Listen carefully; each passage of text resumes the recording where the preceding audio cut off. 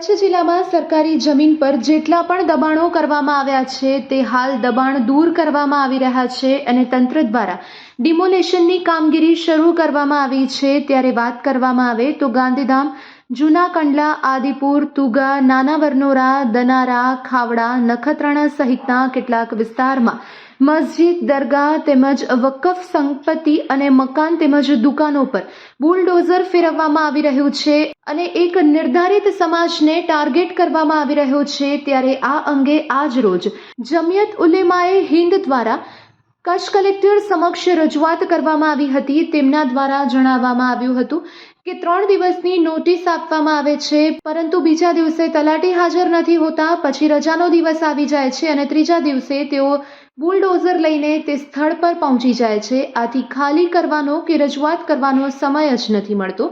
ત્યારે આજરોજ તેઓ સૌ કાર્યકર્તા તેમજ અગ્રણીઓ કલેક્ટર કચેરીએ રજૂઆત કરવા માટે પહોંચ્યા હતા।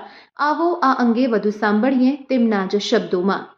જે આજે રજૂઆત હતી કે આ જે ડિમોલેશન થઈ રહ્યું છે એ ડિમોલેશનમાં કમસે કમ જે અરજદારો છે એને સમય આપવામાં આવે, કારણ કે આ એક નિર્ધારિત સમાજને ટાર્ગેટ કરી અને આપવામાં આવ્યું છે એવું પણ અમને પ્રતીત થઈ રહ્યું છે। તે છતાં સમજી લો કે કોઈક એવી જગ્યા છે, એક ધાર્મિક જગ્યા છે, એ ધાર્મિક જગ્યાને ટાર્ગેટ કરીને એ સમય 3 દિવસનો આપવામાં આવે છે, જેના લીધે સમજી લો ને શુક્રવારના આપવામાં આવે, શનિવારના તલાટીશ્રી હાજર ન હોય અને રવિવારના બંધ હોય તો સોમવારના બુલડોઝર લઈને પહોંચી જાય છે।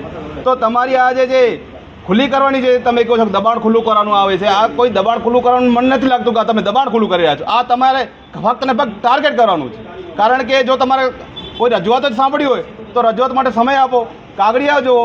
જેવી રીતના અત્યારે જે કંડલામાં થયું તમે કહી રહ્યા છો અને મીડિયા બતાવી રહી છે, નેશનલ મીડિયા બતાવી રહી છે કે ત્યાં નોટિસ આપવામાં આવી છે, ખોટા વિડીયો આપી રહ્યા છે। તો નોટિસ તો આપવામાં જ નથી આવી, ત્યાં ફક્ત એવી રીતના ચોડવામાં આવી છે અને રાતના 9 વાગે કાફલો પહોંચી જાય છે। રાતના સમયમાં કેમ? જો તમે દબાણ જ તમને બતાવી રહ્યા છો, જે વકફમાં રજીસ્ટ્રેશન છે તમે બતાવી રહ્યા છો દબાણ છે, તો દિવસ ના જાઓ ને, ખુલ્લેઆમ દોડો। પણ આ એક મનસ્વી પ્રકારનું કોઈ પણ પ્રકારની આગેવાનની રજૂઆત નથી સાંભળી, કોઈ પણ સામાજિક આગેવાનને આવાજ દેવું નથી અને એવી રીતના ડિમોલેશન કરવું છે કે જાણે કોઈ તમે નક્કી કરીને જ આવ્યા છો। અને ઘણી વખત એવું થયું છે કે તમે જેસીબીની સાથે અમે નોટિસો લઈ જાઓ છો, તો એનો મતલબ તો તમારે એમ જ છે કે ધાર્મિક સમાજ, એક સમાજની ધાર્મિક લાગણી દુભાવવાની નીતિથી તમે આ દબાણો તોડી રહ્યા છો। એ અમે સ્પષ્ટ શબ્દોમાં વખોડી છે અને સાહેબને કીધું છે કે તમે કમસે કમ અમને 7 દિવસનો સમય આપો કે જેના લીધે કોઈ વહીવટી ક્યાં હોય ના હોય, હાજર ન હોય, કોઈ તલાટી હાજર ન હોય તો સમય તો આપવામાં આવે। તો એના માટે રજૂઆત થઈ, સાહેબે હકારાત્મક જવાબ આપ્યો છે અને અહીંયાથી અમે મેસેજ પણ આપવા માંગીએ છીએ કે જે પણ વહીવટ કરતા હોય, જે પણ ધાર્મિક સ્થળોના, ત્યાં પણ પૂરતા ડોક્યુમેન્ટ રાખે અને અત્યારે જે ડિમોલેશનની પ્રક્રિયા થઈ રહી છે તો કમસે કમ ત્યાં હાજર રહે।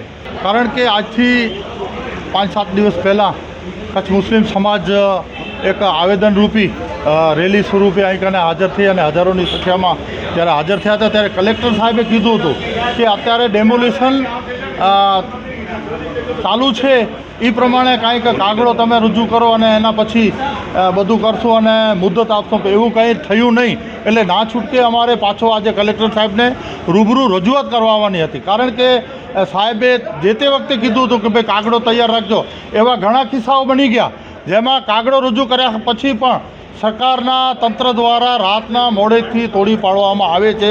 તે બાબતની રજૂઆત હતી, કારણ કે જો તમારે તોડવું છે ગેરકાયદેસર તો દિવસના શું કામ નહીં, રાત્રિના ભાગના શું કામ કરવામાં આવે છે અને કોઈ પણ સાંભળવામાં આવતું નથી। ને ઘણી મિલકતો એવી છે જે વકફમાં ચડેલી હોવા છતાં પણ તોડી પાડવામાં આવે છે। તે માટેની આજે રજૂઆત હતી અને સાથે સાથે એ પણ રજૂઆત હતી કે નોટિસ સરકાર તરફથી આવે છે જેનો મુદ્દત બિલકુલ શુક્રવાર કે શનિવારના આપીને 2-3 દિવસનું જ ખાલી મુદ્દત આપવામાં આવે છે। કાગળો તૈયાર કરવા માટે તલાટી સાહેબ અને અન્ય અધિકારીઓને મળવા માટે પણ 2-3 દિવસ નીકળી જાય છે, એટલે 7થી 15 દિવસનો મુદ્દત મળે તેવી પણ આજે રજૂઆત હતી અને સાહેબે હકારાત્મક રીતે કીધું છે જોશું। અને સાથે સાથે એવું પણ કીધું છે કે તમે જે વકફમાં ચડેલી હોય છતાં પણ જો તોડતા હોય તો એનો લિસ્ટ પણ આરડીસી સાહેબને આપવા માટે વાત થઈ છે। અને હવે સાહેબે એવું પણ કીધું છે કે જે કાગળો રજૂ કરશો અને એ કાગળો પ્રમાણે બરાબર છે તો તોડવા માટે, અટકાવવા માટે હું પણ સૂચન આપીશ।